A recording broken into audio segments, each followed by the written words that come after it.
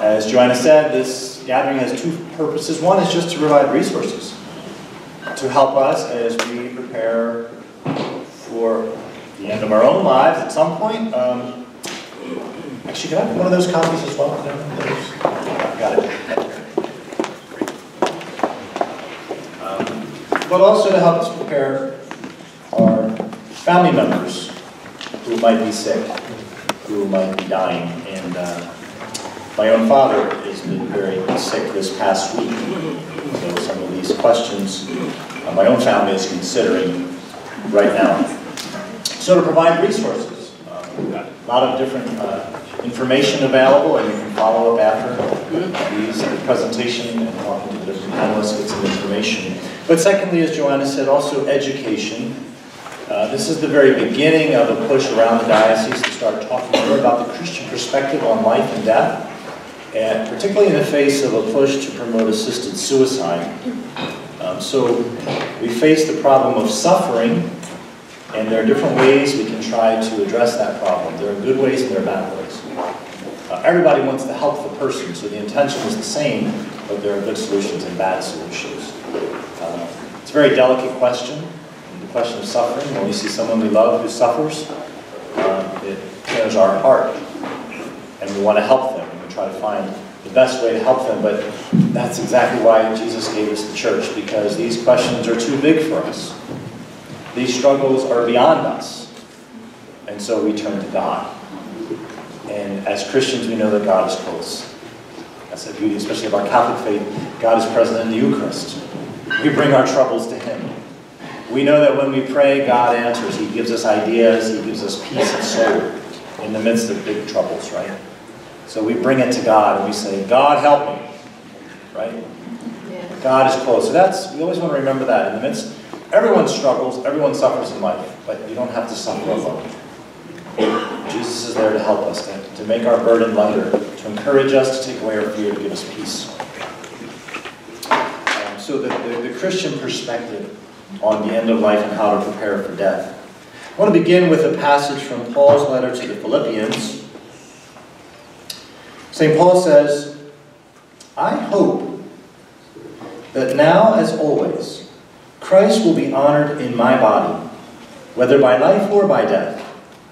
For to me to live is Christ, and to die is gain. If it is to be life in the flesh, that means fruitful labor for me. Yet which I shall choose I cannot tell. I am hard-pressed between the two. My desire is to depart and be with Christ, for that is far better, but to remain in the flesh is more necessary on your behalf. So this is the Christian perspective. We value this life on earth, but we also value the life to come. We look forward to the life that is to come. No one has a better articulated understanding of life after death than the Catholic religion.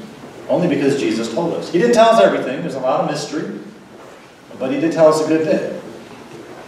That there is a God, that God is Trinitarian, that those who die live with God, see Him face to face, have friendship with Him. Those who saw Him in this life will be with Him in the next. We're in the month of All Souls and All Saints. Right? November 1st, All Saints Day, November 2nd, All Souls Day. We die, there's some period of purification called purgatory, and then for those who saw God, there's heaven. So we look forward to that. We have some understanding of that. But we also value this life. Paul says, I don't know which way I want to go. Of course, I don't have to decide. It's up to God anyway. So as long as I'm here, I'll live this life with gusto in anticipation of the next. Death itself is tough. It's not a pleasant process. It wasn't meant to be that way. But at least we look at it, hopefully, because we look beyond it. It's not an end, it's a transition. So Paul gives us a perspective, and this is the Catholic perspective. We value both, that this life on earth doesn't have absolute value. It's partial value, only in anticipation of the next, only in preparation for the next. It only has meaning if there is a next, really. And so there's a principle, and maybe this is what I hope you take away tonight, this very simple principle, because when we face big decisions of medical care and how to help those who are sick and dying, we permit death to occur, but we refuse to cause it. And that's an important distinction. We permit it, it's going to happen. We can let it happen. We don't fight it at all costs. We permit death, but we refuse to cause it. Right? We don't want to hasten it intentionally. We don't want to be the cause of it. So when they say, well, should we do this treatment or that treatment?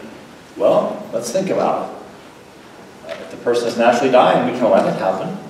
But if we don't do this treatment, or if we do this procedure, would we be causing it? Would we be almost intending it? So we permit it, but we refuse to cause it. This document that was given out, Healthcare Directives, a Catholic Perspective, there's two documents. One is, as Joanna said, the question and answer. There's a bigger document, that's kind of like the Cliff Notes. The Q&A is the Cliff Notes to the bigger document, right? When you're in school, you're always looking for the easy way to study, the Cliff Notes. Well, you got it. Archbishop Roy gave you a cheat sheet. But the other document, Healthcare Directives, that's the one I really want to turn your attention to tonight. This is an excellent resource, in particular the last 4 pages, pages 13 to 16. So if you read anything, I encourage you to read those 4 pages. And then if you want to read more, go beyond that. But those 4 pages. Pages 13 and 14, what it is, it's a document that states how the Catholic Church approaches death. And you can sign it and use this as kind of your statement, right? We just say, we just follow the church. These questions are big. It's broken into 6 different little paragraphs, 6 different points, which give great guidance. They're very, very succinct, but they give good guidance.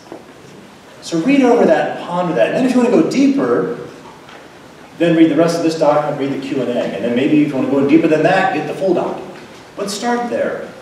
And you can use that as a statement of how you want to approach that. And what kind of care you want. I'm just going to pull out a paragraph from that as an illustration. On page 13, there's a paragraph called Spiritual Support. So tonight we're going to hear about different documents you can prepare to state your intentions about how to prepare for death. Sometimes they're called living wills, sometimes they're called event directives. You don't have to have anything, but if you want to have a document, this is an excellent one. The bishops work really hard on this document to give it to us, to give us guidance. So, and this is the Catholic perspective, right? You won't find any other document, legal document, that has this paragraph. Spiritual support. I request that my family, parish, community, and friends support me through prayer and sacrifice, and that the sacraments of the Church be made available to me as I prepare for death or face serious illness. I wish to see a Roman Catholic priest and to receive the sacrament of the sick, formerly called the last rites, as well as confession and communion. Right? Now that's a living will. Before I die, I want to see a priest, and I want the sacraments. Right? That's my greatest assurance to get me to the next place. So those 2 pages are excellent. Give some guidance. And then the next 2 pages after that, 15 and 16, and we'll learn more about this later, the legal perspective. But if you want to designate someone to be your spokesperson in the event that you can't speak for yourself, you can use that document, those 2 pages, just to specify who you want to speak for you. Legally, certain people will naturally speak for you if you can, like your next of kin, your spouse. But if you want to specify someone, you can use that document. So, again, just a great resource, and hopefully you take this home. It's available online. Tell other people about it. So, very good to be with you. Thanks for coming tonight.